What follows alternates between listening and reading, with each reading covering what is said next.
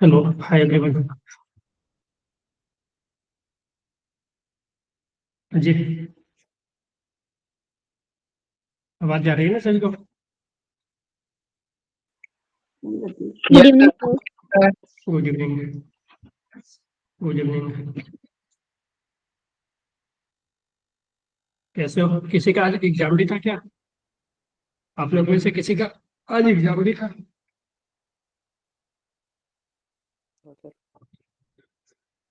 जी, Hansika, Surendra, Nitish, Divyansh. No sir. कब है? 20 हुआ है। 29। 28। चलो ठीक है।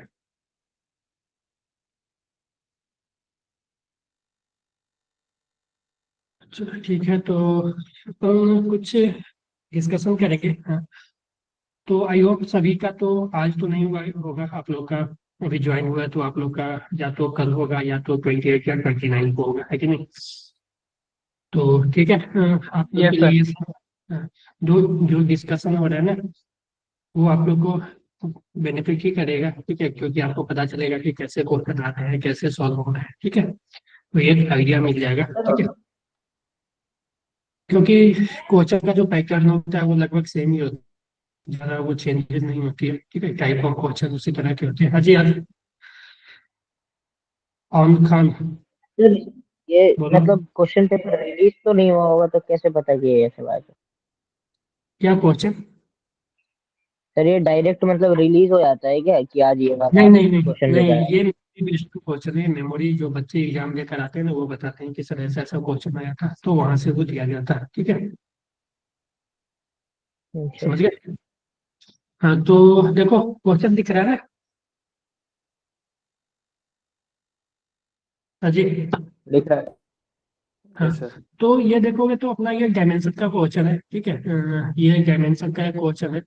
तो इसमें क्या बोला गया है, देखो कि हमें दिया हुआ है X equal to A sine T plus B cos square T plus A T square plus G, ठीक है। ये इस तरह से दिया हुआ कि एक्स इक्वल टू, एक्स जो है वो फंक्शन ऑफ टाइम है, और A sine T plus B cos square T, ठीक है, plus C T square plus D, ठीक है। तो ये इस तरह से दिया हुआ है, और हमें पूछा है कि डायमेंशन, पहले तो इसका डायमेंशन बताना है A B C by D, ठीक है। तीनों को मल्टीप्लाई करके डी से डिवाइड करना है। तो हमें basically A B C D, पहले तो तीनों का डायमेंशन, चारों का डायमेंशन निकालना पड़ेगा ए बी सी डी का, और उसके बाद हमें ये प्रोसेस करना पड़ेगा, ठीक है। तो यहाँ पे देखो जो एक्स है वो डिस्प्लेसमेंट है, ठीक है। तो हम एनालिसिस से जान सकते हैं कि, ठीक है, होमोजेनिटी से जान सकते हैं कि जो एक्स का डायमेंशन होगा वही इसका डायमेंशन होगा, इस पूरे का वही इसका होगा, फिर यही इसका, फिर वही इसका। देखो साइन की डायमेंशन लेस होता है, ठीक है, और कॉस स्क्वायर ये सब डायमेंशन लेस होते हैं। तो जो एक्स का डायमेंशन होगा वही डायमेंशन ए का होगा, ठीक है, वही डायमेंशन बी का होगा, और वही डायमेंशन सी टी स्क्वायर का होगा, क्योंकि यहाँ पे सी कांस्टेंट है और टी स्क्वायर टाइम है, ठीक है, और वही डायमेंशन डी का होगा, ठीक है। एक्स अपना जो है वो डिस्प्लेसमेंट है, तो इसका डायमेंशन एल होगा। तो एक्स का एल है, तो देखोगे तो यहाँ से तुम ए का भी एल हो जाएगा, ठीक है, ए का भी एल हो जाएगा, फिर बी का भी एल हो जाएगा, ठीक है, और यहाँ से देखोगे तो डी का भी एल हो जाएगा, ठीक है, डी का भी एल हो जाएगा। लेकिन देखो सी टी स्क्वायर का देखोगे ना, तो जो एक्स का डायमेंशन होगा वही सी टी स्क्वायर का होगा, तो हमें यहाँ से सी निकालनी है। तो यहाँ से हमें सी का डायमेंशन निकालनी है। तो देखोगे तो जो एक्स का डायमेंशन हमने यहाँ से लिख दिया कि मान लो एक्स का डायमेंशन एल, ठीक है, इज इक्वल टू सी का डायमेंशन हमें पता नहीं, और टी स्क्वायर का डायमेंशन टी के पावर टू, ठीक है, क्योंकि टी जो है टाइम है।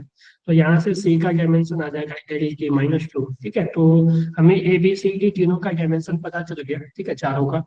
तो हमें इसका वैल्यू पता करना है A B C by D, तो dimension of A B C upon D. अब देखोगे तो ए का डायमेंशन एल, बी का डायमेंशन एल, सी का dimension L T minus two, और यहाँ से डी का डायमेंशन एल, तो एक एल से एल कैंसिल, तो यहाँ से देखोगे दो एल बचा, L two T minus to, है ना। तो देखो डायमेंशन से अगर बात करें तो हर एक शिफ्ट में डायमेंशन से क्वेश्चन आ रहे हैं। कल का भी जो फर्स्ट शिफ्ट था उसमें 2 क्वेश्चन था डायमेंशन का, आज का भी जो फर्स्ट शिफ्ट था उसमें 2 क्वेश्चन है, ठीक है। तो चीजें वही पे, यहाँ पे सॉल्यूशन भी लिखा हुआ है। मैं यहाँ से आप लोग के सामने करके दिखा रहा हूँ, ये आप लोग के पास पीडीएफ से ये लिंक शेयर होगा, वहाँ पे भी अपलोडेड है, ठीक है। तो ये सब चीजें मैंने ही बनाया, ये सब सॉल्यूशन, ठीक है। तो ये सब यहाँ से आप चेक कर सकते हो, ठीक है। फिर यहाँ से देखोगे तो फ्लक्स की बात देखोगे तो यहाँ पे एक और क्वेश्चन डायमेंशन से, तो दूसरा क्वेश्चन जो है वो डायमेंशन से है, ठीक है। दूसरा क्वेश्चन इस शिफ्ट में डायमेंशन से, यहाँ पे बोला गया कि फ्लक्स जो होता है वो alpha lambda plus beta lambda, beta और ये सिग्मा है, ठीक है। और लैम्डा जो है वो लिनियर चार्ज डेंसिटी है, और सिग्मा जो है वो area charge, surface charge density, जिसको हम एरिया चार्ज डेंसिटी बोल सकते हैं। लैम्डा को हम लिख सकते हैं चार्ज अपॉन लेंथ, ठीक है। चार्ज अपॉन लेंथ, और सिग्मा को बोल सकते हैं चार्ज अपॉन एरिया। तो इसका जो यूनिट हो जाएगा चार्ज का कूलम, और लेंथ का मीटर, और इसका हो जाएगा चार्ज का कूलम, ठीक है।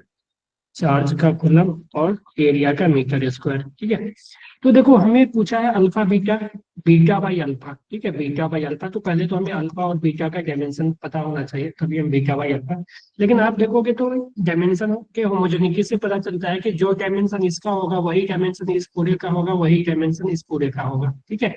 यानी जो डायमेंशन अल्फा लैम्डा का होगा वही डायमेंशन बीटा सिग्मा का होगा, ठीक है। तो हम यहाँ से देखो तो हमसे एक्चुअली बीटा बाई अल्फा पूछा है, तो हम यहाँ से बीटा बाई अल्फा लिख सकते हैं। इससे तुम इस इक्वेशन से देखोगे, हमने यहाँ पे लिख लिया alpha lambda equal to beta sigma, ठीक है। तो हम बीटा बाई अल्फा लिखोगे ना, तो beta by alpha actually lambda by sigma आ जाएगा, ठीक है। तो beta by alpha lambda by sigma. और तुम डायमेंशन लिखना है तो तुम पहले यूनिट लिख लो, लैम्डा का यूनिट कूलम पर मीटर, ठीक है। और सिग्मा का unit coulomb per metre square, ठीक है। तो कूलम से कूलम कैंसिल, 1 मीटर से 1 मीटर कैंसिल, तो यहाँ से beta by alpha actually metre आ गया, ठीक है। और मीटर इसमें किसका डायमेंशन होता है बता सकते हो आप? बीटा बाई अल्फा का डायमेंशन जो है वो एल आया, तो एल किसका डायमेंशन होता है? डिस्प्लेसमेंट का ना, इसका तो जी डायमेंशन सर। एल, ठीक है। एरिया का तो एल स्क्वायर हो जाएगा, ठीक है। वेलोसिटी का एल की माइनस टू, इलेक्ट्रिक फील्ड का हम निकाल सकते हैं, तो ये स्टार्टिंग का एक बार बता दीजिए हाँ जी बोलो। सर, स्टार्टिंग वाला ये क्या क्या था, ये समझ गया। अरे देखो होता क्या है ना कि हम सेम क्वांटिटी, देखो हम जब एडिशन सब्ट्रैक्शन करते हैं ना किसी फिजिकल क्वांटिटी का, तो हम सेम क्वांटिटी वाले को ऐड या सब्ट्रैक्ट करते हैं। जैसे कि हम मान लो कि a equal to B plus C लिख रहे हैं, ठीक है। यानी कि b प्लस सी को ऐड करने से a आया, ठीक है। यानी b का डायमेंशन, c का डायमेंशन और a का डायमेंशन सेम ही होगा। हम अलग अलग क्वांटिटी को हम ऐड या सब्ट्रैक्ट नहीं कर सकते, ठीक है। तो हम ऐसा नहीं ना कर सकते कि मान लो 2 kg plus 2 kg plus 2 metre, ये तो कुछ नहीं देगा। हम केजी को मीटर से ऐड कर रहे हैं, ऐसा तो नहीं। हम ऐसा बोल सकते हैं 2 kg plus 4 kg is equal to 6 kg, ठीक है। यानी दो क्वांटिटी, दो फिजिकल क्वांटिटी केजी को हम ऐड करते हैं तो केजी ही मिलता है। यानी यहाँ पे भी alpha lambda plus beta sigma is equal to 5 है। यानी इस पूरे का डायमेंशन, इस पूरे का डायमेंशन और इस पूरे का डायमेंशन सेम होगा। यानी कि जो डायमेंशन लैम्डा इंटू अल्फा का होगा वही डायमेंशन बीटा इंटू सिग्मा का होगा, ठीक है। तो एडिशन ठीक है। सब्ट्रैक्शन करते हैं ना हम, तो सेम फिजिकल क्वांटिटी को ही ऐड या सब्ट्रैक्ट करते हैं। ऐसा नहीं कि केजी में लेंथ को ऐड कर रहे हैं या सब्ट्रैक्ट कर रहे हैं, ठीक है। हम केजी में केजी को ही ऐड करेंगे, लेंथ में लेंथ को ही ऐड करेंगे या सब्ट्रैक्ट करेंगे, ठीक है। तो एडिशन सब्ट्रैक्शन के लिए ये रूल होता है, मल्टीप्लिकेशन डिवीजन के लिए ये रूल नहीं है, ठीक है। क्लियर है ये? Yes sir. हाँ जी, सभी को समझ आ गया? थम्स अप कर दो, ठीक है। तो ये हम अगले क्वेश्चन पे जाते हैं। तो देखो ये एक सबसे इजी क्वेश्चन कि the ratio of electric force to gravitational force between two particle having charge Q1 Q2 and mass M1 M2। दो पार्टिकल था जिसका चार्ज Q1 Q2 था और मास M1 M2 था। तो ये दोनों के बीच जो ग्रेविटेशनल फोर्स लगेगा वो लगेगा G M1 M2 by are square, और जो इलेक्ट्रोस्टैटिक फोर्स लगेगा वो लगेगा K Q1 Q2 by are square, ठीक है। तो आपको इसी दोनों का रेस एफ जी बाई एफ ही करना था, ठीक है, sorry F E by F G था, ठीक है। यहाँ से देखो electric field to gravitational field यानी F E by F G था, ठीक है। तो F E by F G, F E का वैल्यू ये, ठीक है, और एफ जी का वैल्यू ये, तो ये एक्चुअली देखोगे तो आर स्क्वायर कैंसिल हो जाएगा, ठीक है, आर स्क्वायर कैंसिल हो जाएगा, और यहाँ से के, ठीक है, Q1 Q2 तो ऊपर रहेगा और नीचे Gm1 M2, और फिर के को हम 1/4 साइलेंट में कर दिए क्योंकि जो ऑप्शन था वो इसी फॉर्म में दिया हुआ था, के जगह जगह पे उसने पुट कर दिया था 1/4 साइलेंट में, ठीक है। तो ये ऑप्शन था ऐसा, ठीक है, क्लियर है? Yes sir. ठीक है, ये क्वेश्चन देखोगे तो काइनेमेटिक्स का एक अच्छा क्वेश्चन माना जाएगा ये, ठीक है।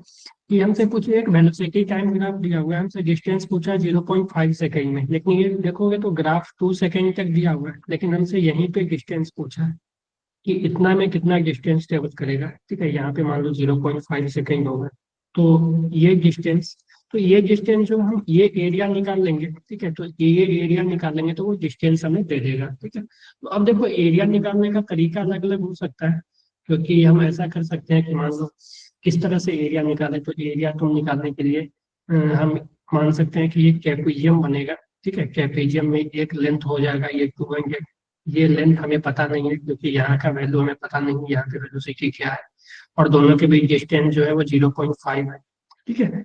तो इसको करने के लिए ना हम अलग अलग तरीका लगा सकते हैं कि हम या तो सिमिलर ट्रायंगल का कॉन्सेप्ट लगा सकते हैं कि मान लो हम यहाँ से एक लाइन ऐसे जोड़ दें, ठीक है, और एक ये, तो तुम देखोगे तो दो ट्रायंगल बन रहा है, एक बड़ा वाला ट्रायंगल, ठीक है, इस तरह का, ठीक है, और एक बड़ा वाला ट्रायंगल जिसका कि अगर मान लो कि लेंथ का अगर हम देखें, हम 200 को ही रेफरेंस ले लेते हैं, तो ये 200 आ जाएगा, ठीक है। 200 से 400 यानी 200, और 200 से जो भी भी तक जाएंगे हम, मान लो ये भी जैसा हमें कैलकुलेट करना है ये भी, ठीक है, तो 200 से भी यानी ये भी कैलकुलेट करना है, ये 200 और ये भी हो गया है, ठीक है।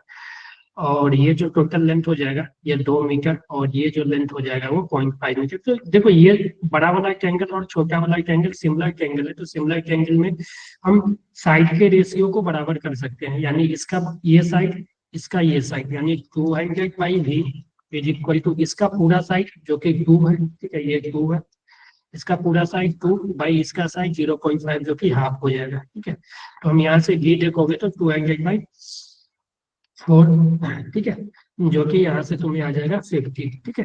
तो ये 50 जो आया ना, ये 50 यानी 200 + 50 आया, ठीक है, 200 + 50 यानी ये हो जाएगा भी, जो हो जाएगा भी ये हो जाएगा 200 + 50, ठीक है।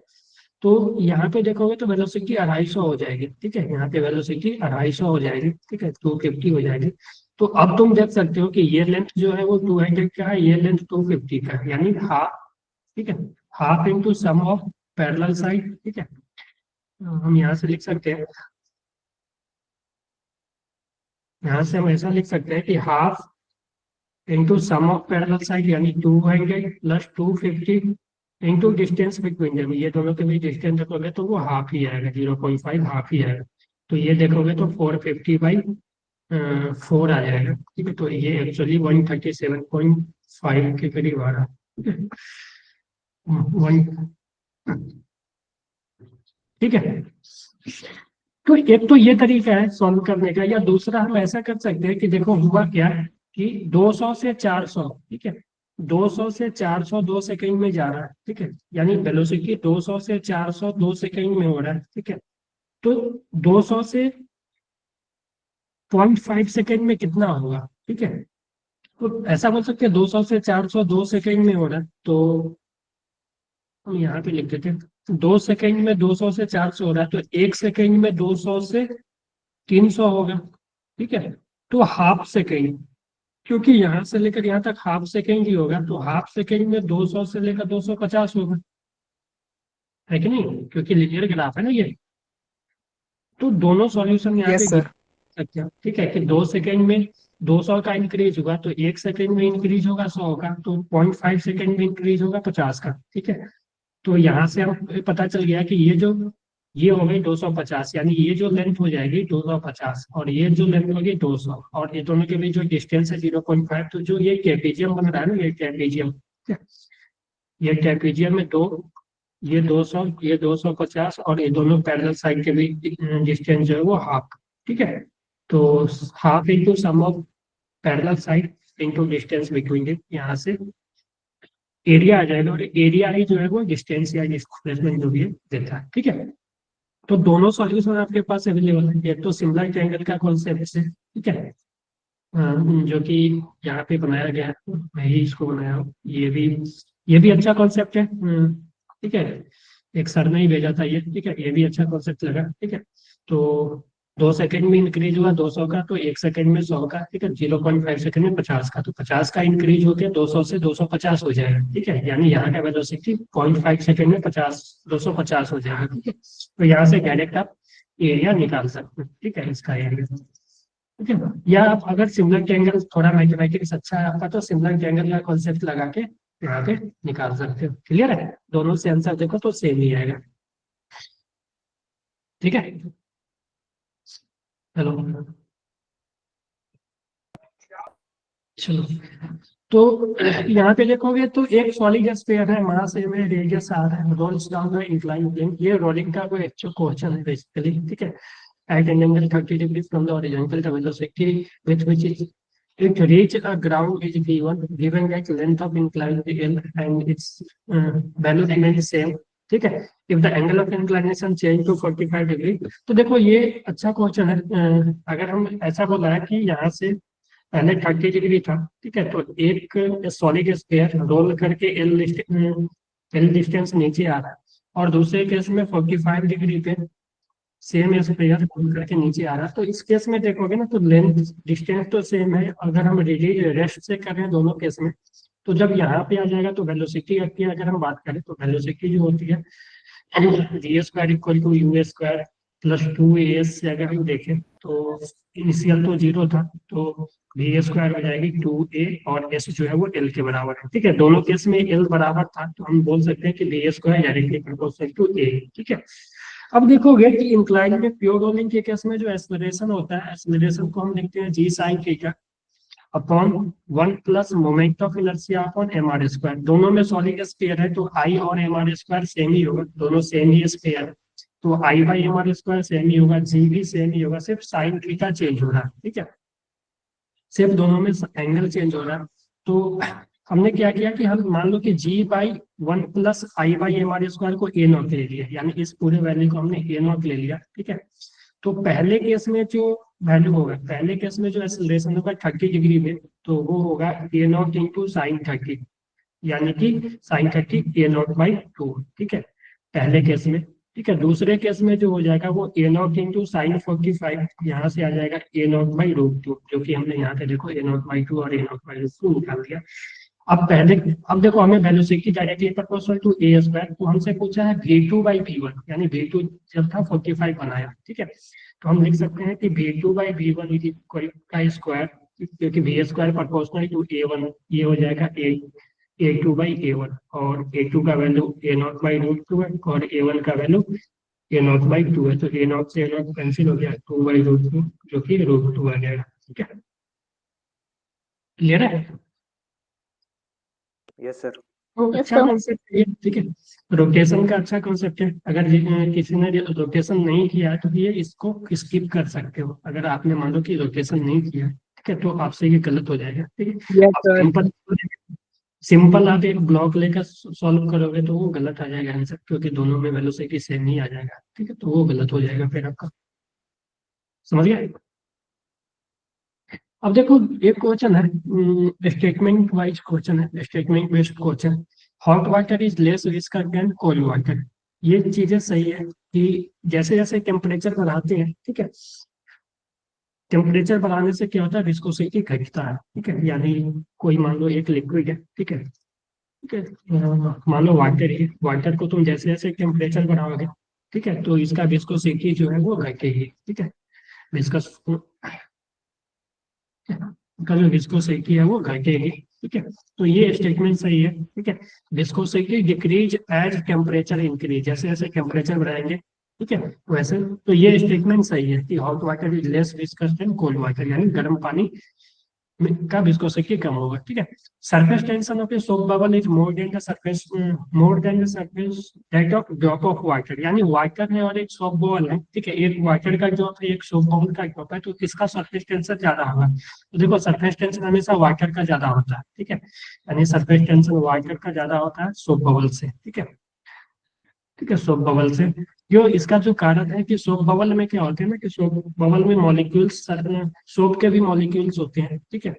वाटर में सिर्फ वाटर का मॉलिक्यूल होगा, लेकिन सोप बबल में वाटर प्लस सोप बबल के मॉलिक्यूल, सोप के भी मॉलिक्यूल होंगे, तो सोप का मॉलिक्यूल क्या करता है, उसके बीच के बॉन्ड को डिक्रीज कर देता है, ठीक है। तो उसके कारण से क्या होता है कि सोप बबल का जो है सरफेस टेंशन वो डिक्रीज हो जाता है। तो यहाँ पे लेकिन स्टेटमेंट में लिखा है कि सोप बबल का ज्यादा है वाटर से, जो कि ये गलत स्टेटमेंट है, ठीक है। तो सरफेस टेंशन किसका ज्यादा होगा? वाटर का ज्यादा होगा as compare to soap bubble, ठीक है।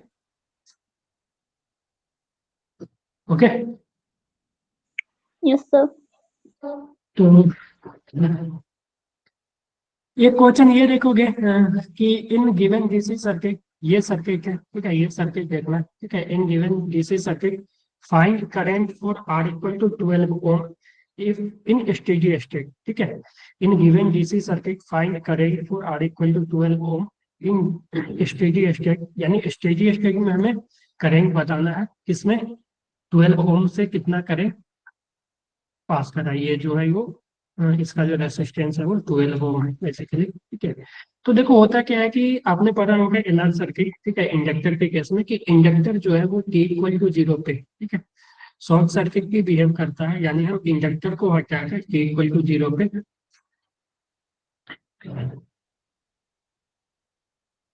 इसका ऑप्शन दिया हुआ था सर क्या?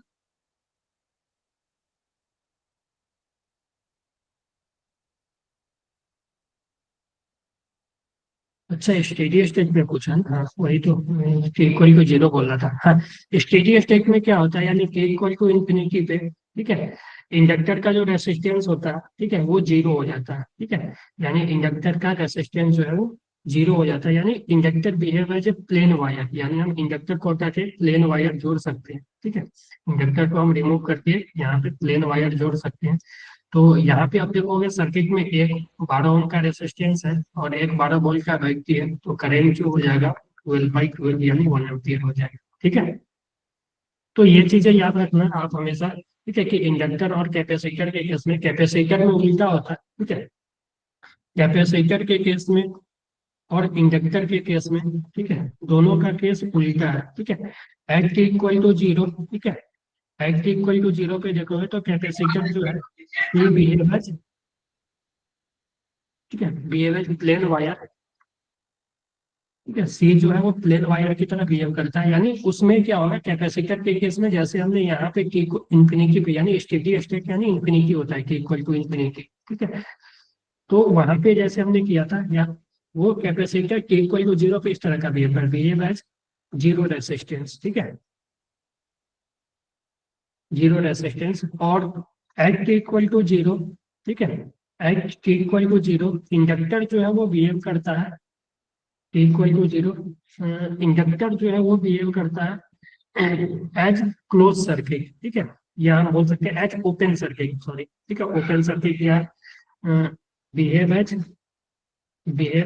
ओपन सर्किट, ठीक है। यानी ओपन सर्किट का मतलब क्या होता है कि अगर k इक्वल टू 0 पे पूछना, तो यहाँ पे हम इस इंडक्टर को हटा के हम खाली स्थान छोड़ देते, यानी कि हम ऐसा बना देते, यानी इसमें कोई भी करंट ही फ्लो नहीं करता, ठीक है, इससे कोई भी करंट ही फ्लो नहीं करता, ठीक है। तो इसमें जो करंट है वो 0 हो जाता है k इक्वल टू 0 पे, ठीक है। उसी तरह एट इक्वल टू इन्फिनिटी पे बात करें, ठीक है, t इक्वल टू इन्फिनिटी पे देखें, तो t इक्वल टू इन्फिनिटी पे ये बिहेव करता है ओपन सर्किट की तरह, ठीक है, बिहेव एज ओपन सर्किट, ठीक है, जिसपे कि कल क्वेश्चन भी पूछा था शायद इसके, ऐसा ही क्वेश्चन, ठीक है। और एट के इक्वल टू इंफिनिटी पे ये जो है एल जो है वो बिहेव एज जीरो रेसिस्टेंस, ठीक है, बिहेव एज जीरो, ठीक है। तो इसको याद रखना, ठीक है। इस पे क्वेश्चन आ रहे हैं, ठीक है। कल शायद इस पे पूछा था, आज इस पे पूछ लिया, इंडक्टर के केस में पूछ लिया, ठीक है। या शायद इसी में पूछा है एक क्वेश्चन कैपेसिटर के केस में, मैं देख लेता हूँ, ठीक है। हाँ, ये रहा। हाँ देखो, the key shown in circuit is close at t equal to zero, यानी t इक्वल टू जीरो पे ये क्लोज हो रहा है कि चूज द इनकरेक्ट एलिमेंट। तो देखो t इक्वल टू जीरो पे कैपेसिटर जो है वो करंट को पास करने देगा, ठीक है, क्योंकि कैपेसिटर प्लेन वायर की तरह बिहेव करता है। सी इक्वल टू जीरो पे, टी इक्वल टू जीरो पे कैपेसिटर बिहेव है जीरो रेसिस्टेंस, यानी हम इसको हटा के कैपेसिटर को हटा के यहाँ पे प्लेन वायर जोड़ देंगे, ठीक है। और यहाँ पे मेरे पास एक सिर्फ रेसिस्टेंस बचा और एक व्यक्ति बचा, ठीक है, जिसका कि ईएमएफ भी था, ठीक है। तो इसमें जो करेंट होगा वो मैक्सिमम होगा, ठीक है। इसमें जो करेंट होगा वो मैक्सिमम होगा, ठीक है। और जो करेंट होगा वो ई बाई आर आएगा, ठीक है, ई बाई आर। तो यहाँ पे देखा है t इक्वल टू जीरो पे पूछा है, तो पूछा कौन सा गलत है, तो current in the circuit is zero, यही गलत है, ठीक है। ये स्टेटमेंट गलत है, रॉन्ग स्टेटमेंट, ठीक है। और हमें वही पूछना था कि हमें वही बताना था कि कौन सा गलत है, ठीक है। क्योंकि t इक्वल टू जीरो पे कैपेसिटर बिहेव करता है। अगर यहाँ पे इंडक्टर लगा देता ना तो ये सही हो जाता, ठीक है। अगर यहाँ पे इंडक्टर लगा देता तो, क्योंकि inductor t equal to zero पे ओपन सर्किट की भी तरह बिहेव करता है। अगर यहाँ पे इंडक्टर ऐसे लगा देता, मान लो ऐसा इंडक्टर, ठीक है, तो यहाँ पे हम करते हैं कि इसको हम ओपन सर्किट बना देते, ओपन सर्किट। तो इसमें अब करंट ही नहीं जाएगा, क्योंकि ये सर्किट यहाँ पे ओपन हो गया, ठीक है, क्लोज सर्किट नहीं रहा, तो इसमें करंट ही फ्लो नहीं करेगा, ठीक है। तो इंडक्टर लगा देता था, क्वेश्चन कुछ और, आंसर कुछ और होता, और कैपेसिटर में कुछ और, ठीक है। क्लियर है ये? यस हाँ जी। सर। सो ये हो गया। यहाँ पे लिखा हुआ है t इक्वल टू जीरो पे capacitor behave as zero resistance और short circuit, so at t equal to zero current in the circuit will be maximum, so option one is answer, ठीक है। करंट जो होगा वो मैक्सिमम होगा, ना कि जीरो होगा, ठीक है। तो ये स्टेटमेंट गलत है, तो हमसे इनकरेक्ट ही पूछा था, तो ये सही हो जाएंगे, ठीक है। सेल्फ इंडक्टेंस डिपेंड्स ऑन, ठीक है। यहाँ पे शायद ये सेल्फ इंडक्टेंस डिपेंड्स ऑन, आपको पता होगा, आपने पढ़ा होगा कि सेल्फ इंडक्टेंस का जो वैल्यू होता है mu naught N square into B होता है, ठीक है। Mu naught N square into B, ठीक है। एन जो होता है वो नंबर ऑफ टर्न होता है, ठीक है, जो कि ज्योमेट्री वगैरह पे डिपेंड करता है, और बी जो होता है वो वॉल्यूम होता है, ठीक है। तो हम यहाँ से लिख सकते हैं कि, और देखो ये तो वैक्यूम में अगर किसी मीडियम में चला जाए तो म्यू आर उस मीडियम का रिलेटिव परमिटिविटी आ जाती है, into mu into L square into V, ठीक है। तो और वी जो है वो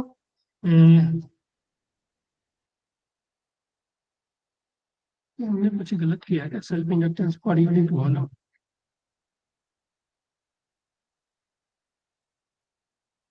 यहाँ पे सिर्फ सेल्फ इंडक्टेंस ही पूछा है, हाँ।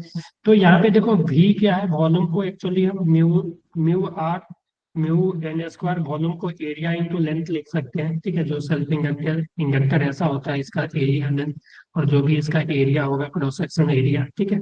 ये सामने से देखोगे तो इस तरह का दिखेगा, तो जो भी क्रॉस सेक्शन एरिया होगा, ठीक है। तो self inductance depends on only geometry, ठीक है, गलत हो गया, क्योंकि ये मीडियम पे भी डिपेंड करता है, क्योंकि मीडियम चेंज होने से म्यू आर चेंज होगा, ठीक है। अगर हम इसकी बात करें, हम एयर में बात करें, तो एयर में म्यू जो होता है म्यू नॉट ही होता है, लेकिन कोई मीडियम में चले जाओगे तो वो म्यू आर से भी मल्टीप्लाई हो जाएगा रिलेटिव परमिटिविटी। जैसे आपने वहाँ पे इलेक्ट्रोस्टैटिक में पढ़ा था कि मीडियम चेंज होने से फोर्स चेंज होता है, क्योंकि वहाँ पे एप्सिलॉन नॉट चेंज हो जाती है।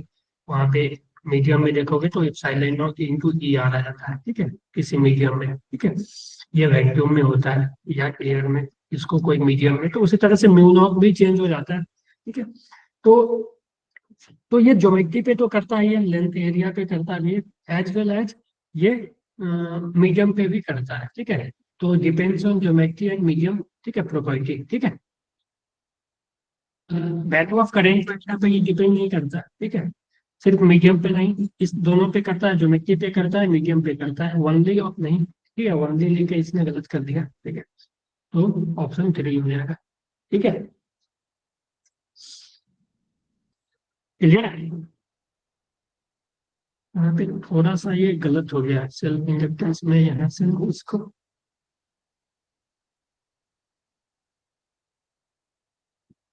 ठीक है, यहाँ पे क्योंकि मैंने self inductance per unit volume निकाल दिया था, ठीक है, म्यू स्क्वायर इंटू वॉल्यूम, तो ये जो है हो जाएगा mu R mu naught N square into area into length, ठीक है। तो हाँ, तो ये depends on geometry and medium, ठीक है, क्लियर है।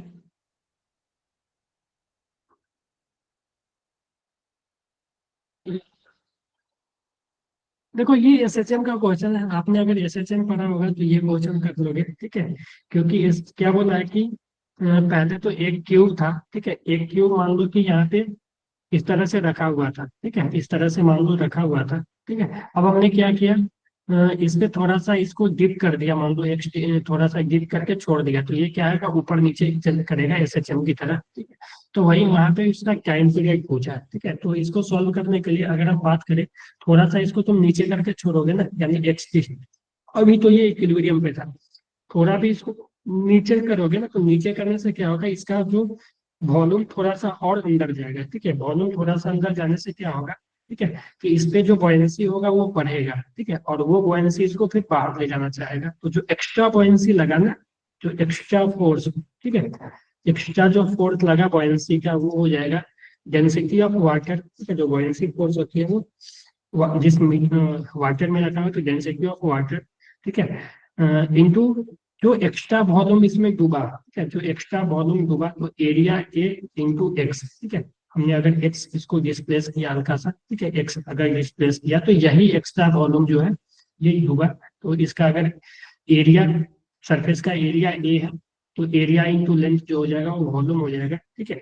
एरिया इंटू लेंथ वॉल्यूम हो जाएगा, और इंटू जी, तो और यही जो फोर्स है ना, एसएचएम में हमने लिखते हैं कि जो रिस्टोरिंग फोर्स होता है वो मास इंटू एक्सेलरेशन के इक्वल होता है, ठीक है, तो restoring force rho omega square A X into G is equal to इसका मास इंटू एक्सेलरेशन, तो यहाँ से एक्सेलरेशन जो आ जाएगा वो आ जाएगा, देखोगे तो rho water area into G by M into X, ठीक है। तो जो रिस्टोरिंग फोर्स के कारण जो एक्सेलरेशन आता है वो ओमेगा स्क्वायर एक्स के प्रोपोर्शनल होता है, वो माइनस भी होता है, लेकिन हमने एक्स्ट्रा फोर्स से लिखा है, वो रिस्टोरिंग फोर्स ही होगा, इसलिए माइनस साइन भी होता है।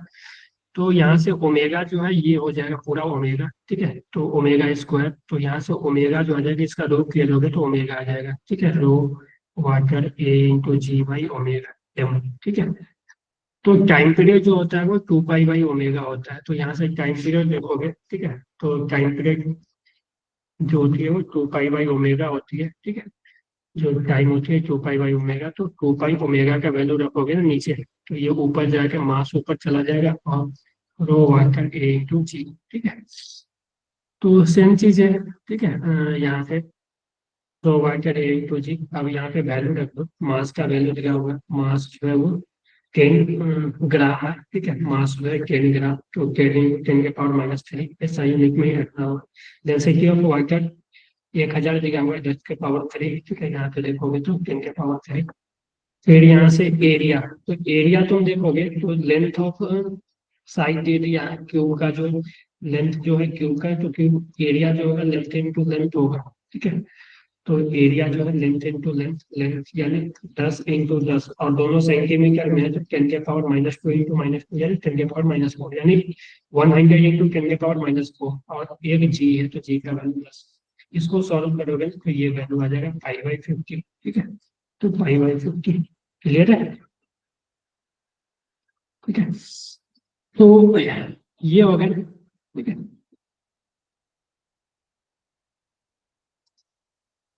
जी यहाँ तक क्लियर है सभी को। Yes sir. यस ठीक है। सर। यहाँ पे देखो थर्मल फिजिक्स का एक और क्वेश्चन है, एडियाबेटिक कांस्टेंट दिया हुआ है, यानी गामा होता है एडियाबेटिक कांस्टेंट 3/2 दिया हुआ है, ठीक है, और बोला है कि एक if the volume of gas initially, यानी कि जब T1 जब 0 डिग्री सेल्सियस था, ठीक है, यानी 0 डिग्री सेल्सियस है तो 73 केल्विन, तो वॉल्यूम जो V1 था वो V था मान लो, ठीक है, फिर बाद में क्या हुआ, 0 degree Celsius reduce to 1/4 of the original value, then new temperature, यानी किसी टेम्परेचर T2 टेम्परेचर पे क्या हुआ, ठीक है, मैं टेम्परेचर को T1 कैप्चर ले लेता हूँ, ठीक है, ये T1, ठीक है, और ये T2 पे क्या होगा, ठीक है, T2 टेम्परेचर पे वॉल्यूम जो है वो V2 V/4 हो गया, ठीक है, तो हमसे यही टेम्परेचर पूछा है कि T2 क्या होगा, ठीक है। तो देखो टेम्परेचर पीवी के पावर गामा होती है वैसे, लेकिन टेम्परेचर के फॉर्म में लिखोगे तो ये लिखोगे तो टेम्परेचर के और वॉल्यूम के फॉर्म में लिखोगे तो ये, इसमें कुछ नहीं करना है, पीवी इक्वल टू एनआरटी, ठीक है। हमें वॉल्यूम को रखना है, प्रेशर को एलिमिनेट करना है ना यहाँ से, तो प्रेशर की जगह तुम ये, प्रेशर की जगह तुम N R T by V को कर दोगे ना, तो ये रिलेशन आ जाता है, ठीक है, टेम्परेचर और वॉल्यूम में। तो हम यहाँ से देख सकते हैं कि टेम्परेचर जो है वो इन्वर्सली प्रोपोर्शनल वॉल्यूम के पावर गामा माइनस 1 है, ठीक है। तो यहाँ से देखोगे तो T2 by T1 is equal to V1 by V2 के पावर गामा माइनस 1, ठीक है। एक रिलेशन आ जाएगा यहीं से, ठीक है, क्योंकि टेम्परेचर जो है इन्वर्सली ये कांस्टेंट है, T इंटू इसका जो प्रोडक्ट है कांस्टेंट, यानी टेम्परेचर जो है इन्वर्सली प्रोपोर्शनल हो जाएगा वॉल्यूम का पावर गामा माइनस 1। तो T2 by T1 equal to V1 by V2 के पावर गामा माइनस 1। अब वैल्यू रख लो, T2 का वैल्यू हमें फाइंड आउट करना था, T1 का वैल्यू दे दिया था 273 केल्विन, जो कि सेल्सियस में दिया हुआ था, केल्विन में ही लेना होगा आपको। V1 बाई V2, V1 का वैल्यू V था और V2 का वैल्यू V बाई 4 था, क्योंकि 1/4 हो गया था, ठीक है। तो यहाँ से देख लो V बाई V कैंसिल हो जाएगा, ठीक है, ऊपर 4 चला जाएगा, यानी 273 4, और पावर में गामा माइनस 1 के लिए 3/2 माइनस 1, क्योंकि गामा का वैल्यू 3/2 गिवन है, ठीक है। तो 3/2 माइनस 1, ठीक है, तो यहाँ से देखो 3/2 माइनस 1 हाफ आ जाएगा, तो 273 4 का पावर हाफ, ठीक है। तो ऑप्शन ये आ जाएगा, got it. Hello, yes sir. देखोगे तो एक नेगेटिव मास कॉन्सेप्ट पे एक क्वेश्चन, ठीक है। यहाँ पे एक डिस्क था, ठीक है, और इस डिस्क से एक, मान लो कि ये R रेडियस का डिस्क था, और इससे R/2 रेडियस का एक डिस्क काट लिया गया, ठीक है। तो इसको काटने से देखो, पहले पूरा कंप्लीट डिस्क था तो इसका सेंटर ऑफ मास यहाँ होगा, ठीक है। अब हमसे बोला है कि जब इसको हम यहाँ से रिमूव कर दिए, ठीक है, इस डिस्क को यहाँ से रिमूव कर दिया गया, तो इसका सेंटर ऑफ मास किधर शिफ्ट होगा, ठीक है, the shift in the position of centre of मास, ठीक है। तो हम यहाँ पे नेगेटिव मास का कॉन्सेप्ट लेकर चलते हैं, क्योंकि हमने यहाँ से मास को रिमूव कर दिया, तो हम मान सकते हैं कि ये जो पूरा डिस्क था, ठीक है, पूरा जो डिस्क था, ठीक है,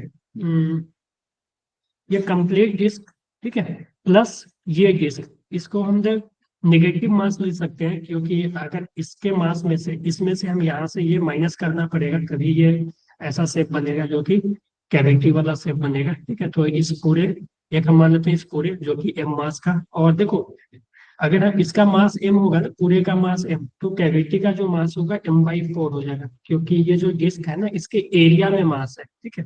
तो मास जो होगा ना, मास वो होगा सिग्मा इंटू एरिया, ठीक है। अगर सिग्मा कांस्टेंट है, मास डेंसिटी, ठीक है, एरिया डेंसिटी, ठीक है, मास का एरिया डेंसिटी सेम है, ठीक है। तो इसका अगर मास m है तो इसका मास जो हो जाएगा R/4 क्या कट किया गया क्या, हाँ, ये R/4, यानी टोटल 20 था ना, 20 और इसका 5 था, R/4, हाँ ठीक है, R/4 ही होगा, ठीक है, हाँ R/4, ठीक है। तो मास जो हो जाएगा R/4 करने से, ठीक है, क्योंकि इसका जो रेडियस है 1/4 हो गया, इसका मास देखोगे तो m is equal to sigma into area, इसका एरिया πr², ठीक है, और इसका मास देखोगे तो m gas equal to sigma into इसका एरिया पाई इंटू R/4 का होल स्क्वायर। तो ये देखोगे सिग्मा πr²/16, और सिग्मा πr² m था, तो ये m/16 आ जाएगा, और इसको हम निगेटिव मास लेकर चलेंगे, ठीक है, निगेटिव मास, क्योंकि ये मास एक्चुअली में वहाँ है ही नहीं, ठीक है, इसको हमें माइनस करना है। तो अब देखो मेरे पास ये सिस्टम हो गया कि एक डिस्क के ऊपर एक नेगेटिव मास रखा हुआ है, ठीक है। तो देखोगे तो इस डिस्क का हम इसी सेंटर के बाद हम सेंटर ऑफ मास इसका तो कंप्लीट का यहीं पे होगा, ठीक है, लेकिन इसका देखोगे तो कैविटी यहाँ पे, तो कैविटी का जो सेंटर ऑफ मास है इससे ये पूरा R है, और R माइनस इसका रेडियस कर दोगे R/4, ये तो ये कंप्लीट यहाँ से यहाँ तक का डिस्टेंस आ जाएगा, तो R माइनस R/4 यानी 3R/4। तो new position of centre of mass देखोगे ना, तो देखोगे तो x equal to m, capital M, और इसका जो सेंटर ऑफ मास है ओरिजिन पे है, इसको हमने ओरिजिन ले लिया, ठीक है। तो इसका जो सेंटर ऑफ मास है 0 पे है, माइनस, माइनस क्यों है, क्योंकि इसका मास नेगेटिव था, -m/16, और इसका सेंटर ऑफ मास इस रेफरेंस से देखोगे तो इसका जो सेंटर ऑफ मास है 3R/4 पे है, ठीक है। तो और सम ऑफ मास होता है नीचे m1 प्लस m2, तो m1 माइनस m/16, ठीक है, क्योंकि ये निगेटिव मास है तो माइनस आ जाएगा। इसको सॉल्व करोगे ना तो देखो ये नेगेटिव, ठीक है, ये तो जीरो हो गया, ये माइनस m/16 3r/4, इसको सॉल्व करोगे तो 15m/16, ठीक है, तो यहाँ से माइनस r/20 आ जाएगा, ठीक है। तो जो शिफ्ट हुआ वो r/20 माइनस साइन, मतलब ये हमने इधर पॉजिटिव लिया तो जो नया सेंटर ऑफ मास है वो कहीं यहाँ पे आ गया, ठीक है, जो न्यू सेंटर ऑफ मास है वो पीछे शिफ्ट हो गया है, ठीक है, पहले जब सेंटर पे था, ठीक है, तो फिर यहाँ पे नया सेंटर ऑफ मास आ गया, ठीक है, ठीक है। कैविटी देखो, जब कैविटी नहीं बना था तो सेंटर ऑफ मास यहाँ था, जब कैविटी यहाँ पे बन गया, ठीक है, जब कैविटी यहाँ पे बन गया, ठीक है, तो सेंटर ऑफ मास थोड़ा पीछे शिफ्ट हो गया, ठीक है, यहाँ शिफ्ट हो गया। हमें पता भी होता है कि सेंटर ऑफ मास ज्यादा मास की तरफ शिफ्ट होता है, ठीक है, तो यहाँ से मास रिमूव होगा ना तो ज्यादा मास तो इधर बच जाएगा ना, क्योंकि जब पहले कंप्लीट था तो कंप्लीट के केस में सिमेट्री था, तो एकदम बीचों बीच था। तुम यहाँ से मास गायब करोगे तो सेंटर ऑफ मास इधर शिफ्ट होगा, अगर यहाँ से मास गायब करोगे तो सेंटर ऑफ मास इधर शिफ्ट होगा, ठीक है, जो कि हमें आ भी गया कि सेंटर ऑफ मास माइनस, ठीक है, r/2, और r का वैल्यू 20 था, कैपिटल R का वैल्यू देखो 20 था, ठीक है, तो 20/20 यानी 1 सेंटीमीटर से शिफ्ट हो गया, यानी जो सेंटर ऑफ मास है वो कहीं यहाँ पे आ जाएगा 1 सेंटीमीटर से इधर शिफ्ट हो गया, ठीक है, समझ गए?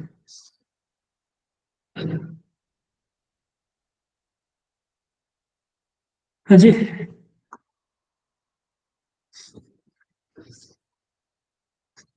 चलो अगला है कि एक बुलेट है जिसका कि काइनेटिक एनर्जी दे दिया है कि इतना, एक बुलेट है वो इस काइनेटिक एनर्जी से वो जा रहा है मान लो, ठीक है, और एक ब्लॉक को वो हीट करता है, ठीक है, लीड का एक ब्लॉक है जिसका कि टेम्परेचर वो राइज कर देता है 50 डिग्री सेल्सियस से, यानी इसमें जब ये हीट करता है तो इसका टेम्परेचर इंक्रीज हो जाता है 50 डिग्री से, यानी डेल्टा टी जो हो जाता है वो 50 डिग्री सेल्सियस हो जाता है।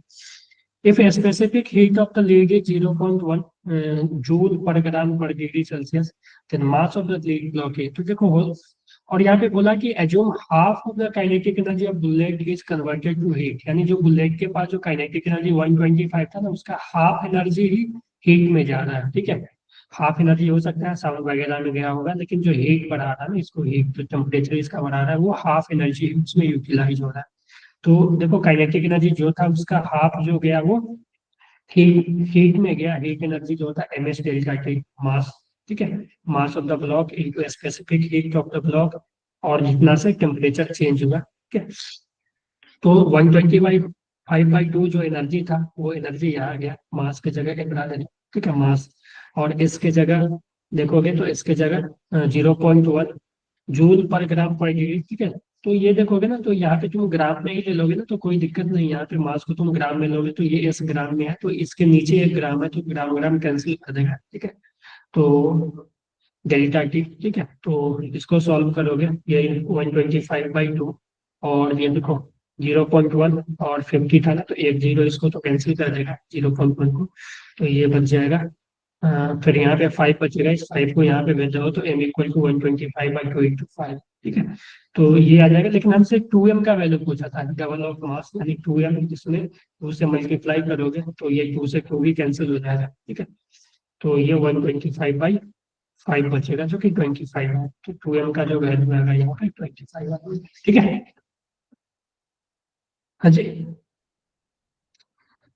सही है। हेलो,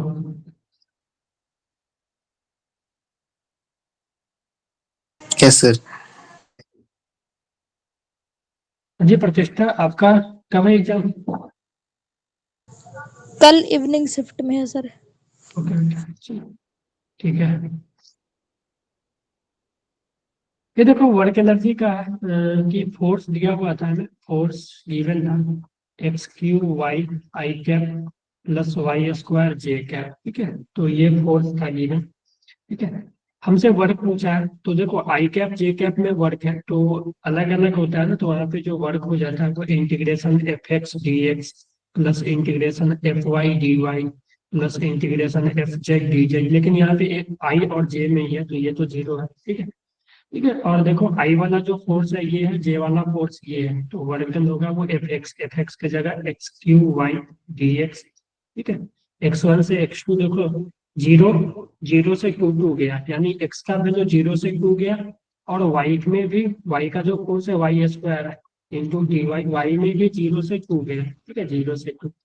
अब देखो यहाँ पे एक चीज है कि ये y भी है, X Q Y D X, हम इसको इंटीग्रेट नहीं कर सकते जब तक यहाँ से y हटेगा नहीं, क्योंकि जब dx है ना तो सिर्फ x का फंक्शन होना चाहिए, ठीक है, y यहाँ से हमें रिमूव करना पड़ेगा। तो ये देखो एक इक्वेशन हिंट दे दिया है कि जो मोशन है पार्टिकल वो x इक्वल टू वाई पे मूव कर रहा है, यानी जो पार्टिकल का पाथ है वो x इक्वल टू वाई है, ठीक है। तो x के जगह, y के जगह हम यहाँ पे x पुट कर सकते हैं, ठीक है, y के जगह x पुट करते हैं सकते हैं। तो यहाँ से तुम देखोगे तो यहाँ पे x पुट करोगे तो x के पावर 4 हो जाएगा, ठीक है, और integration Y square D Y, ठीक है, जीरो से टू, जीरो से टू। तो इसको मैंने सॉल्व किया हुआ है, देखो यहाँ पे x के पावर 4 डी एक्स, ठीक है, y के स्क्वायर डी वाई, जीरो से टू, जीरो से टू, x के पावर 4 का x के पावर 5/5 इंटीग्रेशन जीरो से two, Y cube, Y square का वाई क्यूब बाई 3, जीरो से टू, ठीक है, लिमिट पुट कर दोगे 2 के पावर 5, ठीक है,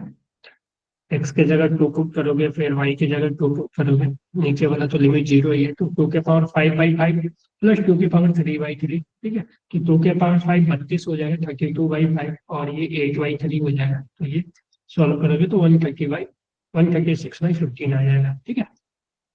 तो वर्क एनर्जी का अच्छा क्वेश्चन था ये, ठीक है। तो वर्क एनर्जी 11th का ये, तो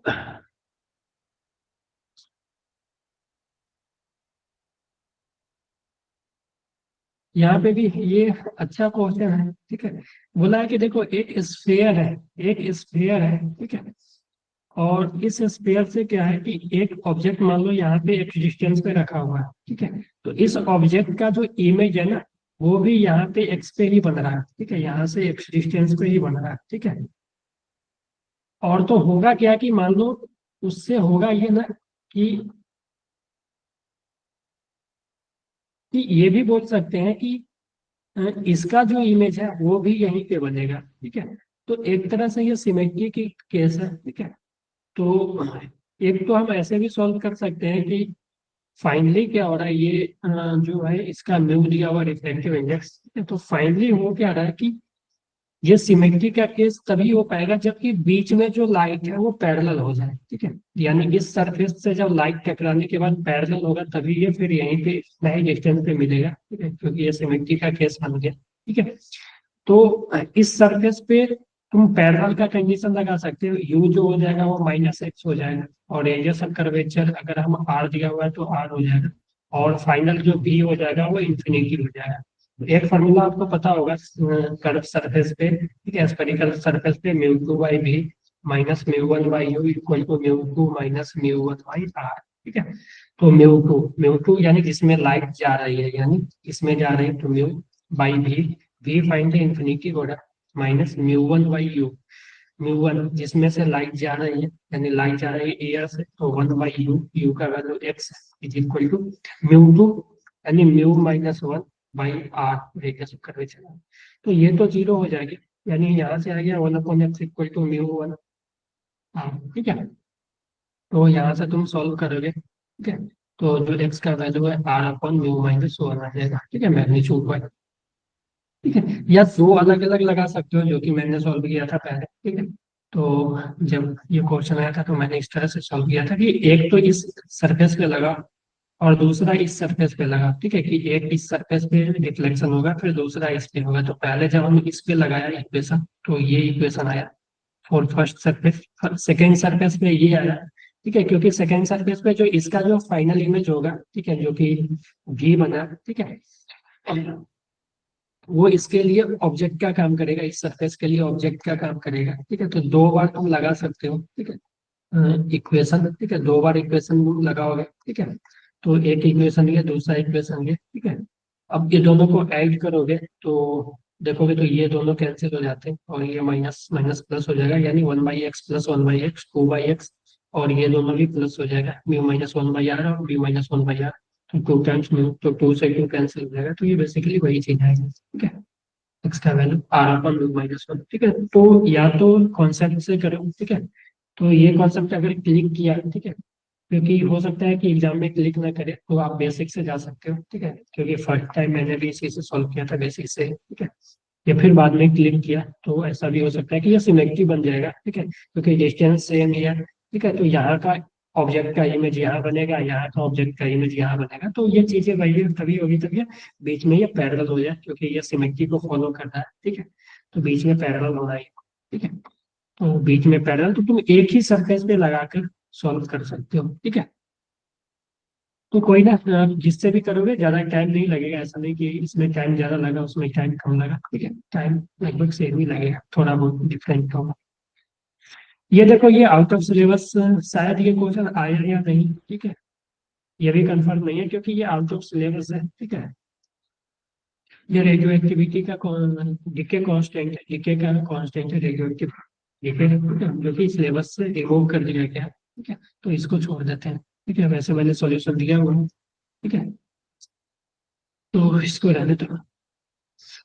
अब देखो, ये दो projectile projected at if the two projectile projected with same speed, यानी दोनों को सेम स्पीड से प्रोजेक्ट किया जा रहा है, ठीक है, लेकिन एंगल जो है वो अलग अलग है, एक में एंगल 30 है, एक में एंगल 60 है, ठीक है, तो हमसे पूछा है कि the ratio of velocity at maximum height, तो आपको पता होगा कि मैक्सिमम हाइट पे सिर्फ एक ही वेलोसिटी बचती है, वो एक्स कंपोनेंट, तो यू और 30, और इसमें जो आ जाएगा यू, क्योंकि यू दोनों में सेम ही था, ठीक है, सेम स्पीड से फेंका गया, तो यू साइन 60, तो इसके हाइट पे, ठीक है, हमें V1 और ये मान लो V2 है, तो हमें V1/V2 चाहिए, ठीक है, तो V1 का वैल्यू यू कॉस 30, सबसे इजी क्वेश्चन है ये, यू साइन 60, ठीक है, तो ये कैंसिल, कॉस 30 का वैल्यू √3/2 और साइन 60 का वैल्यू भी साइन 60,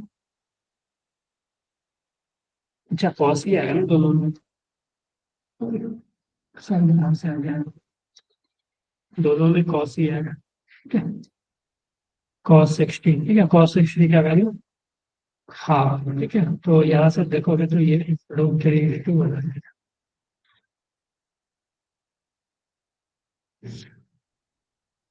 हाँ जी, क्लियर है, कुछ और मैं इजी क्वेश्चन, क्योंकि एक तो टाइम भी हो रहा है, यहाँ पे देखो डायरेक्ट फार्मूला पे क्वेश्चन है, ठीक है, ये फार्मूला आई होप याद होगा आप लोगों को, ठीक है, ये फार्मूला याद होगा कि डेल्टा एक्स जो होती है, ठीक है, जो डेविएशन, लैटरल डेविएशन जो होती है, जिसको हम लैटरल डेविएशन बोलते हैं, ठीक है, क्योंकि लाइट जो है लैटरली डेविएट हुआ है, ठीक है, तो आपको प्रूव भी करवाया गया होगा कि लाइट में जो लैटरल डेविएशन हुआ, ठीक है, ये डी, ठीक है, या इसको डेल्टा एक्स कुछ भी बोल सकते हैं यहाँ पे, ठीक है? तो इसका जो वैल्यू होता है वो डी साइन I-R/cos R, ठीक है, तो ठीक है, ऑप्शन ए 1 जो है वो करेक्ट आंसर हो जाएगा, ठीक है, तो ये फार्मूला अगर याद होगा आपको तो निकाल सकते हो, ठीक है, क्योंकि आप प्रूव करने जाओगे तो वहाँ पे टाइम लग जाएगा, ठीक है, क्लियर है ये, यस सर। और मैं थोड़ा इजी दे देता हूँ, ये तो ज्यादा ही टफ है। हाँ, एक और मैं बोल रहा हूँ कि सिल्वरिंग ऑफ लेंस को एक बार अच्छे से देख लेना, मैंने कल भी एक क्वेश्चन करवाया था सिल्वरिंग ऑफ लेंस पे, ठीक है, बेस्ट क्वेश्चन था कल, ठीक है, अब यहाँ पे ये देख लो कि इलेक्ट्रिक, ये ईएम वेव का क्वेश्चन है, ठीक है, ईएम वेव का क्वेश्चन है, इसमें दिया हुआ है कि इलेक्ट्रिक फील्ड और मैग्नेटिक फील्ड, इलेक्ट्रिक फील्ड दिया हुआ है और मैग्नेटिक फील्ड पूछा है, तो ई का वैल्यू दिया हुआ है E0 4I कैप -3J, ठीक है, और ये जो भी कॉस, ये तो सभी के लिए सेम ही होगा, ठीक है, तो देखो यहाँ पे दिया हुआ है कॉस ओमेगा टी -J, तो यहाँ से हमें पता चलेगा कि वेव किस डायरेक्शन में जा रहा है, तो देखो एक प्लस है, एक निगेटिव है, और के है, ठीक है, सॉरी यहाँ पे जेड है, तो वेव जो है वो जेड डायरेक्शन में जा रहा है, ठीक है, यानी जेड डायरेक्शन में जा रहा है, और ये पॉजिटिव जेड में जा रहा है, क्योंकि एक पॉजिटिव दूसरा निगेटिव होता है ना, ठीक है, मान लो कि ओमेगा का कोफिशिएंट और के का कोफिशिएंट अलग अलग है साइन, ठीक है, यानी एक का पॉजिटिव है दूसरे का नेगेटिव है, ठीक है, तो जो वेव है वो पॉजिटिव की तरफ जाता है, और जेड है यानी प्लस के की तरफ जाएगा, अगर दोनों निगेटिव या दोनों पॉजिटिव होता है तो निगेटिव होता है, जैसे कैसे रहता है कॉस ओमेगा टी प्लस के जेड, तो इस केस में दोनों देखो ओमेगा का कोफिशिएंट और के का दोनों प्लस ही है, तो वेव जो है वो निगेटिव जेड में जाएगा, ठीक है, तो एक पॉजिटिव एक निगेटिव हो तो वेव जो है वो पॉजिटिव की तरफ जाता है, दोनों पॉजिटिव या दोनों नेगेटिव हो तो वेव जो है वो नेगेटिव की तरफ जाता है, ठीक है। और जो यहाँ पे के साथ जो भी है जेड है यहाँ पे, जैसे कि ठीक है, हो सकता है एक्स होता तो एक्स होता तो वो नेगेटिव एक्स, ठीक है। जैसे कि यहाँ पे है कॉस ओमेगा टी माइनस के जेड, ठीक है। तो जेड, ठीक है, मान लो कि ऐसे एक्स रहा था तो एक पॉजिटिव एक नेगेटिव, ठीक है। तो जो है वो वेव पॉजिटिव में जाएगा और ये एक्स है यानी पॉजिटिव एक्स में, यानी आई कैप की तरह, ठीक है। तो इस तरह से हम फाइंड करते हैं कि वेव का डायरेक्शन किधर है, ठीक है, क्योंकि वही सी का डायरेक्शन देगा, क्योंकि स्पीड ऑफ वेव सी उसी डायरेक्शन में जाएगा। तो यहाँ पे जो सी कैप है ना वो के कैप की तरफ है, ठीक है, यहाँ से ये पता चला, क्योंकि एक पॉजिटिव एक नेगेटिव था। और ई नॉट का जो वैल्यू है, ठीक है, ये पूरा देखोगे तो आई कैप प्लस 3 जे कैप, इसका जो मैग्नीट्यूड निकालोगे ना, इसका जो मैग्नीट्यूड निकालोगे तो 4 और 3 का 5 आ जाएगा, ठीक है। तो हम ऐसे भी लिख सकते हैं इसको, तुम्हें अगर यूनिट वेक्टर ई नॉट का वैल्यू रखोगे ना, ई का वैल्यू, ठीक है, ई का जो वैल्यू तुम लिखोगे तो ई का जो वैल्यू यहाँ से आ जाएगा वो, ये 4 और 3 करोगे तो आई कैप जे कैप, तो ये मैग्नीट्यूड निकालोगे तो 5 आ जाएगा, यानी 5 ई नॉट आ जाएगा, ठीक है। और ई का जो वैल्यू होता है वो बी इंटू सी के बराबर होता है, तो बी जो आ जाएगा ई बाई सी, ठीक है। और ई नॉट जो आया वो 5 ई नॉट बाई सी, ठीक है। तो ये बी आ गया, ठीक है, B equal to 5 E naught by C. अब तुम देखोगे तो बी जो होगा वो बी इक्वल टू, ठीक है, बी को हम ऐसे लिख सकते हैं कि बी इक्वल टू बी जो कि 5 E naught by C into इसका डायरेक्शन, और ये वाला जो क्वांटिटी है वो सेम ही रह जाता है, कॉस ओमेगा टी माइनस के जे, ठीक है, कॉस ओमेगा टी माइनस के जे, ये तो सेम ही रहेगा। अब हमें डायरेक्शन बताना है इसका, ठीक है, जो कि ये डायरेक्शन है। तो देखो ई का जो डायरेक्शन है यूनिट वेक्टर, ई का जो यूनिट वेक्टर है, ठीक है, ई का तुम यूनिट वेक्टर लिखोगे तो वो आ जाएगा यहाँ पे, ई का जो यूनिट वेक्टर है ये आ जाएगा, क्योंकि ये 4i-3 जे कैप की तरफ है, तो यूनिट वेक्टर अगर लिखोगे तो 4i-5j, सॉरी 3जे, और इसके मैग्नीट्यूड से डिवाइड कर दोगे तो वो यूनिट वेक्टर। तो ये वेव पे अच्छा क्वेश्चन आया है, हो सकता है कि अगले शिफ्ट में इजी क्वेश्चन आ जाए, डायरेक्ट आपको आई जे एक ही डायरेक्शन दिखा हो, कि मान लो ई नो जे कैप, ठीक है, तो वो तो और इजी हो जाता है, ठीक है। तो ये आ गया बाई 5, ठीक है। तो हम बी का डायरेक्शन निकाल सकते हैं, यहाँ के बी कैप जो होगा वो होगा सी कैप क्रॉस ई कैप, ठीक है। और सी कैप जो है वो के की तरफ है, के कैप, ठीक है। तो के कैप क्रॉस ई कैप जो है वो ये है 4i-3j बाई 5। तो इसको आप सॉल्व करोगे ना तो बेसिकली ये आ जाएगा, ठीक है, बेसिकली ये आ जाएगा, ठीक है, 3i+4j/5, ठीक है। इसको सॉल्व करोगे तो आ जाएगा 3i+4j/5, तो इसका वैल्यू आप रख दोगे 3i+4j/5, तो ये 5 से 5 कैंसिल हो जाएगा, और b का वैल्यू E0/c, ठीक है, 3i+4j into cos omega T minus के जे, ठीक है। तो इस शिफ्ट का अगर बात करें कल के शिफ्ट से तो ये अच्छा शिफ्ट था ये, ठीक है, क्वेश्चन अच्छे आए थे, ठीक है। कल के तरह उतना इजी भी क्वेश्चन नहीं थे, डायरेक्ट इजी भी क्वेश्चन नहीं थे, ठीक है। फिर ये देख लोगे कि when volume change is zero, यानी वॉल्यूम चेंज जीरो होता है तो वर्क जीरो होता है। When pressure is constant, pressure constant तो आइसोबारिक प्रोसेस बोलते हैं। When no heat is exchange यानी delta Q zero, work done by the gas is equal to heat given, वो आइसोथर्मल में होता है, क्योंकि आइसोथर्मल में डेल्टा यू जीरो हो जाता है, तो delta Q equal to delta U plus delta W से देखोगे तो क्यू तो जीरो हो गया, जितना हीट देते हैं वो सब वर्क में चला जाता है, ठीक है। तो ये देख सकते हो। फिर अगेन ये हो गया, एक सिल्वरिंग पे देख लेना, ठीक है, मैंने कल भी क्वेश्चन करवाया था, ठीक है, सिल्वरिंग पे। ये थोड़ा अच्छा क्वेश्चन है, ठीक है, और लेंदी क्वेश्चन है, ठीक है। इसका सॉल्यूशन आप यहाँ पे देख सकते हो, ठीक है, मैंने सॉल्व करके दे दिया है, ठीक है। देखो तो ये थोड़ा लेंदी और बड़ा क्वेश्चन है, ठीक है। तो ऐसे क्वेश्चन को या तो स्किप कर सकते हो, या जो कल आया था ना वो ठीक क्वेश्चन था, ठीक है, कल जो आया था वो क्वेश्चन ठीक था। तो अब एक जो कल का मेरा वीडियो होगा या सॉल्यूशन होगा वो देख लेना सिल्वरिंग वाले पे, ठीक है, मैंने कल भी करवाया था, शायद वो क्वेश्चन इसमें भी होगा, ठीक है, मैं देख लेता हूँ। सॉल्यूशन तो इसमें शायद नहीं होगा कल का।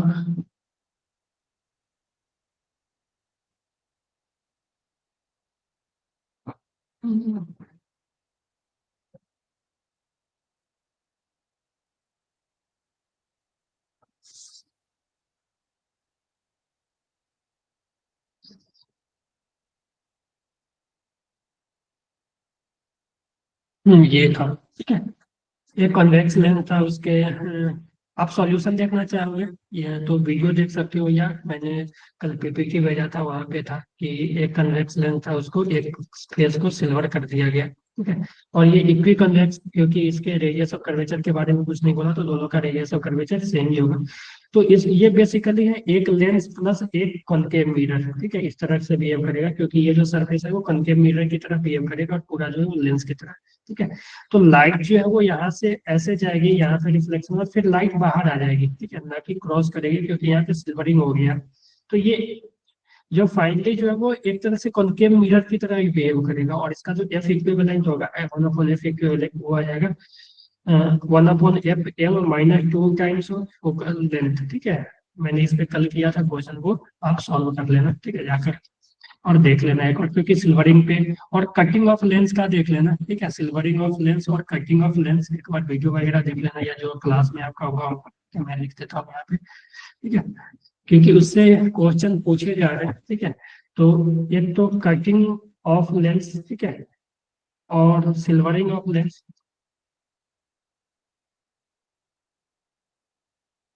फिर से आप देखोगे तो ज्योमेट्रिकल ये डायमेंशन से, यूनिट एंड डायमेंशन से हर एक शिफ्ट में एक या दो क्वेश्चन, इसमें तो दो पूछ लिए, कल भी एक शिफ्ट में दो पूछ लिया था यूनिट एंड डायमेंशन से, और वो डायमेंशन को ही टारगेट कर रहा है, ठीक है। डायमेंशन कैलकुलेट और वो सब डायमेंशन एनालिसिस से क्वेश्चन पूछ रहा है, ठीक है। तो इसको भी देख लेना आप लोग एक बार, ठीक है, क्योंकि इससे कंटिन्यू क्वेश्चन पूछे जा रहे हैं, ठीक है। क्लियर है, और ठीक है, ठीक है। चलो तो आप लोग का फिर अगला भी डिस्कशन होगा, ठीक है। कब है? 6:15 से, ठीक है। ओके, तो ठीक है, एक बार थोड़ा सा ब्रेक ले लो, उसके बाद फिर मैथ के डिस्कशन या जो केमिस्ट्री का होगा, मैथ का है क्या सर, तो उसके डिस्कशन में चला जाना आप लोग, ठीक है, क्योंकि वहां पे भी डिस्कशन ही होगा क्वेश्चन का। ओके, चलो ठीक है, तो बाय एवरीवन। कुछ पूछना है किसी को? No sir, thank you sir. Yes, sir. ठीक है, बाय।